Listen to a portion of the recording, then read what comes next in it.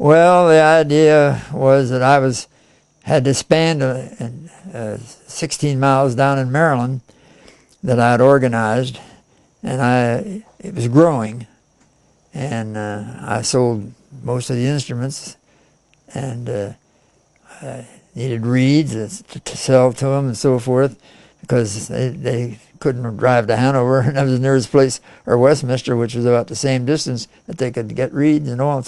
So believe it or not, I sent my first order into Metropolitan Music Company. Now, that company still exists up in Vermont, but it's a different operation. It's only a stringing company now.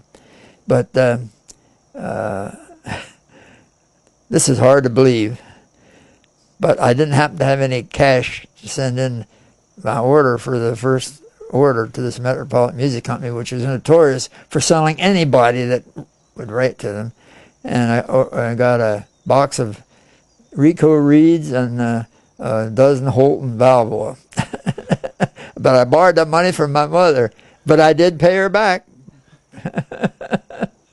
That's one thing led to another. Then I discovered Wyman Company in Philadelphia, which is extinct, and started buying from them. And then very soon thereafter, any of the wholesalers would sell me because I was buying enough. We got into the rental business very, very early.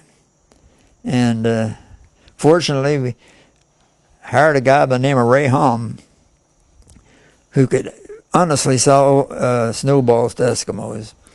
And between his ideas and my consent, we were one of the first dealers to rent instruments, and around that area, and that got us a lot of places. So that was our big thing. And of course, we were big in the printed music business. That kept us going during the war. We sold a lot of music to teachers and choirs and so forth. That helped us.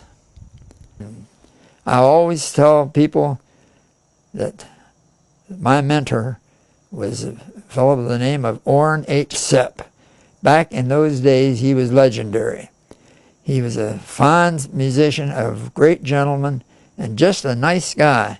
And he saw me, I was scared to death, to order a horn I didn't have the money to pay for.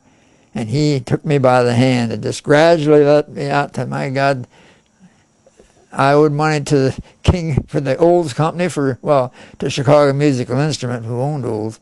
I owed them huge amounts of money. I used to joke that if I wanted to go out and get a cup of coffee, which I didn't drink, if I wanted to go out and get a cup of coffee in the middle of the morning, I had to call the office in Chicago to get permission to do it.